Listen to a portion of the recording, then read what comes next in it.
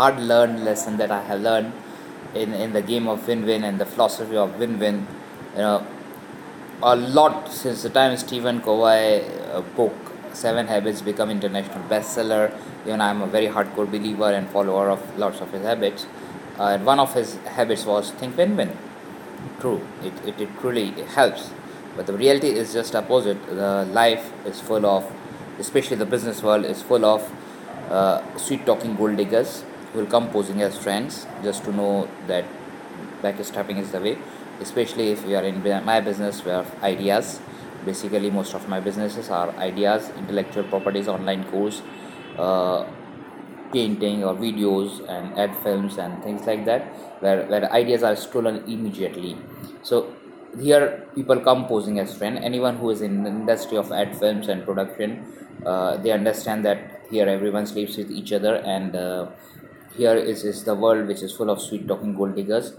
uh, so I've learned some, and this is a very ruthlessly hard, all the creative industry and especially the film lines and videos at films is a very very ruthless and very cunning, full of gold strapping flamboyance industry. The person who really are able to sustain in this business are the ones who are stick with the professional standard and are practical and shrewd enough to save and live below their means and save themselves very smartly and assertively from all the get rich quick trap. uh, I am going to tell you uh, a hard learned lesson that I learned from the win win philosophy. I always went at every backstrapper that backstabbed me, leading to some of them leading to phases of starvation in my life, was all the time when I went with a good hearted note of a win win scenario. I proposed a win win, everything was taken in a good note. Later on, I found that it was backstabbing, and that is the way business, well, by and large, happens. Now everyone is not bad, and everyone is not good either. And it's not that India or Bangladesh or Pakistan or other countries are full of corruption. The reality is, life is a package deal. There are bad people in Europe and US and Canada who are full of sweet talking gold diggers. There are bad corporate people who are full of sweet talking facade that they have, and a very nicely made false sweet talking very good image that they carry on. But and there are also really good people who have become like me, who have become non-politically shrewd about themselves and become practical and professional about things. So the life is a package deal. It is assertivity, the principle. I have found, in most of the business scenario, I have found uh, it's better to adopt a principle of assertivity and test the waters, test on a continuous basis and qualify them and gradually let them.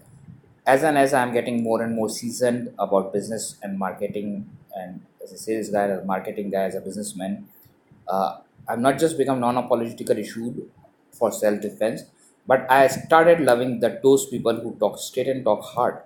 It's really surprising, but uh, I really admire those people who talks to me and even so I say clearly that I do not want to do business with you, or I'm not going to buy at that particular price. I want a different price negotiation, or simply say that no, we are not interested, so that I can immediately move ahead. I really hate those people who comes to me with all the sweet talking and all those false grandeurs, gifts, all this thing, just to know that once you go ahead in the journey, you understand that this was just a trap.